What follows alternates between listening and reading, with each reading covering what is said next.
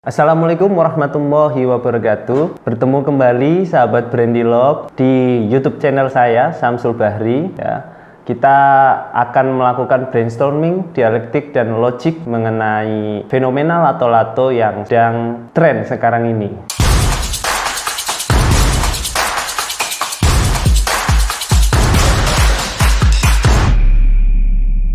Ini sebenarnya merupakan momentum untuk bisa mengajak kembali anak-anak kita ya untuk tidak ketergantungan terhadap gawai. Karena kalau kita berhasil membangun struktur pengetahuan anak mengenai asyiknya bermain permainan tradisional, maka anak bisa lebih bijak lagi nantinya ketika memilih mainan mana yang bermanfaat bagi dia dan bisa memberikan efek yang positif bagi dia. Di sini orang tua tentunya perlu memberikan edukasi kepada anak-anaknya bahwa sebenarnya bermain lato-lato itu juga bukan merupakan hal yang salah dan itu baik untuk anak-anaknya.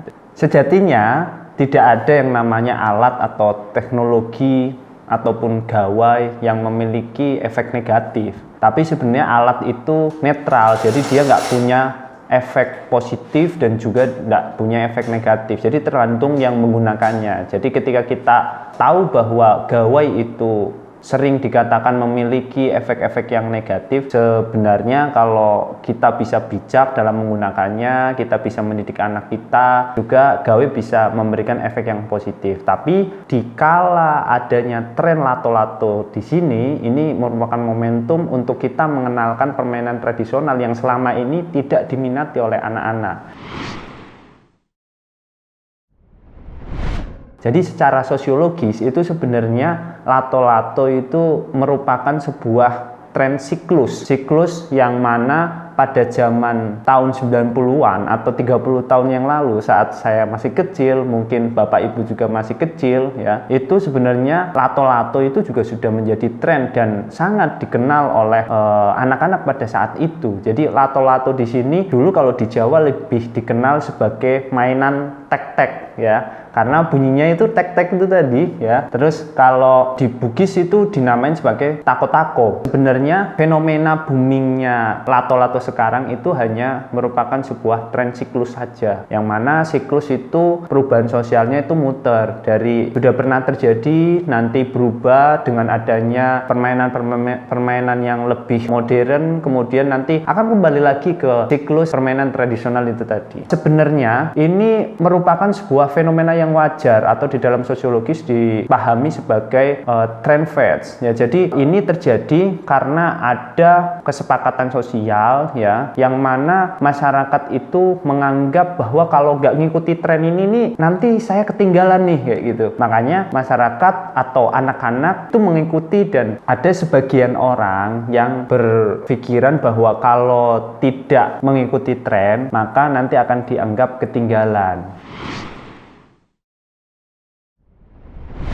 Sebenarnya fenomena lato-lato ini sendiri itu seperti halnya fenomena tren permainan pada umumnya, seperti ketika layang-layang lagi tren ya, ketika semua bermain layang-layang ya, atau misalkan ketika bermain bola sedang tren ya, jadi semua bermain bola ya, dan lain sebagainya. Ini hanya sebuah fenomena yang biasa saja sebenarnya. Kemudian secara sosiologis, lato-lato ini kalau dilihat dari fenomenologis, maka ini sebuah warisan historis struktural pemikiran dari masyarakat sebenarnya, tapi dimaknai ulang oleh generasi sekarang, oleh anak-anak sekarang, oleh generasi Z sekarang, itu dimaknai ulang fungsi, bentuk ya, maupun maknanya. Jadi lato-lato yang tadinya sangat tradisional, bahkan tek-tek pada zaman saya kecil itu hanya batu yang diikat menggunakan plastik, kemudian tali gitu, sekarang sudah sedemikian rupa dan itu menjadi sangat rapi dan itu menjadi bisnis yang baru gitu. Nah, ini diwariskan turun-temurun sampai sekarang ini dan itu diolah kembali oleh beberapa orang-orang yang kreatif zaman sekarang. Kemudian kalau kita analisis menggunakan pemikiran grand narasi dan meta narasinya Lyotard, maka lato-lato di sini itu sebenarnya menjadi antitesa dari kritik game-game modern ya. Jadi ternyata saat ini di mana game-game modern menjadi grand narasi atau menjadi narasi yang sangat besar yang dibahas akan memunahkan permainan-permainan tradisional, nyatanya Lato-Lato membantah itu semua. Jadi Lato-Lato membuat sebuah antitesa baru ya, bahkan sintesa baru bahwa permainan tradisional bisa tetap eksis di zaman sekarang ini ya. Artinya pemikiran Lyotard di sini masih relevan. Artinya grand narasi itu akan selalu kalah dengan metanarasi. Metanarasi sebuah narasi kecil yang ada di daerah, sebuah narasi kecil yang ada di dalam lingkup tradisional nyatanya bisa mengalahkan narasi besar mengenai game-game modern yang katanya asik, nyatanya dikalahkan oleh Lato-Lato yang kita semua mengakui itu lebih asik karena ada interaksi di sana, ada kohesivitas di sana, ada ruang publik di sana yang akhirnya tumbuh gitu, dan anak-anak sangat senang sekali dan sangat gemar memainkannya.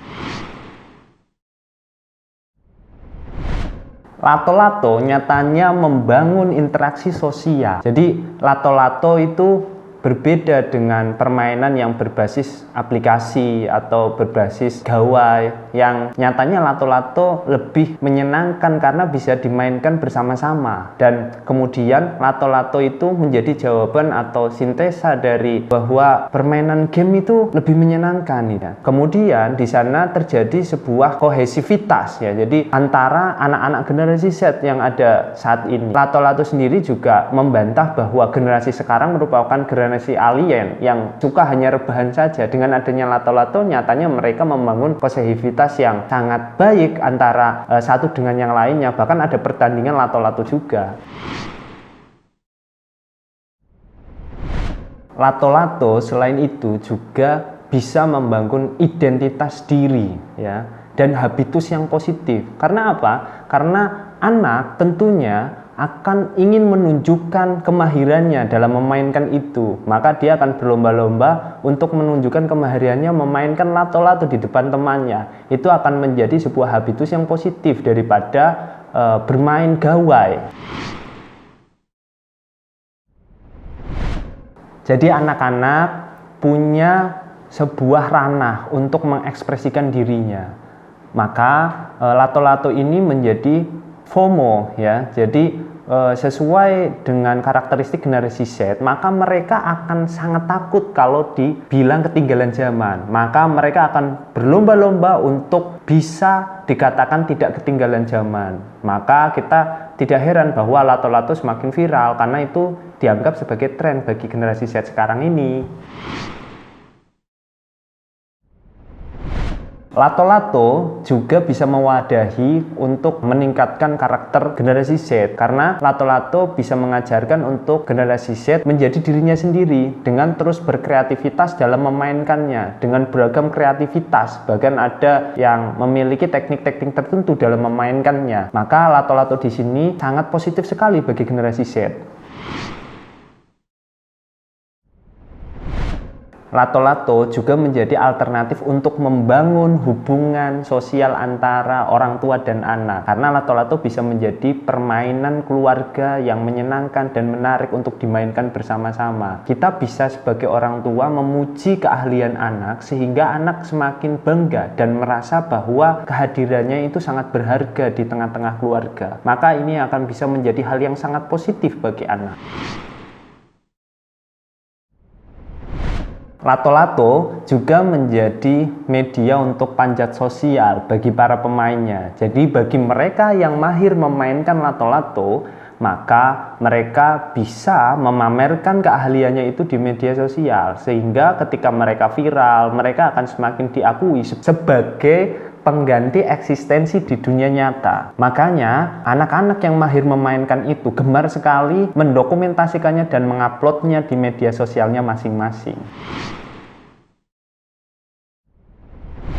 Aktivitas bermain Lato-Lato juga bisa menjadi alternatif stress healing bagi anak-anak yang sudah terlampau padat dengan tugas-tugas ya, dengan sekolahnya, sehingga Lato-Lato ini bisa menjadi hiburan agar anak-anak bisa mengisi tenaganya kembali untuk bisa belajar lebih semangat lagi. Selain itu, lato-lato juga menjadi alternatif ekonomi yang sangat menjanjikan karena lato-lato yang harganya murah sehingga bisa dijangkau oleh semua kalangan, sehingga sangat menguntungkan dari segi ekonomi bagi para pembuat atau produsennya. Dan lato-lato ini bisa dinikmati oleh semua kalangan karena harganya juga murah sekali. Dampak negatif dari permainan lato-lato juga ada ketika kita tidak bisa mendukung dan mengaturnya. Misalkan anak-anak terlalu banyak bermain lato-lato sehingga lupa untuk belajar, atau misalkan orang tua tidak bisa mengapresiasi anaknya yang misalkan hebat dalam bermain lato-lato sehingga dia menjadi merasa tidak dihargai. Terus kemudian bisa juga lato-lato ini menjadi bahaya ketika bermainnya tidak dikontrol dengan baik, maka akan bisa membentur mata, bisa membentur kepala, hidung ya. Jadi perlu pengawasan bagi orang tua yang mengizinkan anak-anaknya untuk bermain lato-lato. Selain itu, kita juga harus bijak untuk bisa memuji anak kita dan juga bisa memberi semangat kepada anak kita agar tidak rendah diri ketika mencoba memainkannya tapi selalu gagal. Kita harus menyemangatinya sebagai orang tua yang mencintai anak-anaknya. Baik, sampai jumpa di pembahasan Brain Dialog selanjutnya. Wassalamualaikum warahmatullahi wabarakatuh.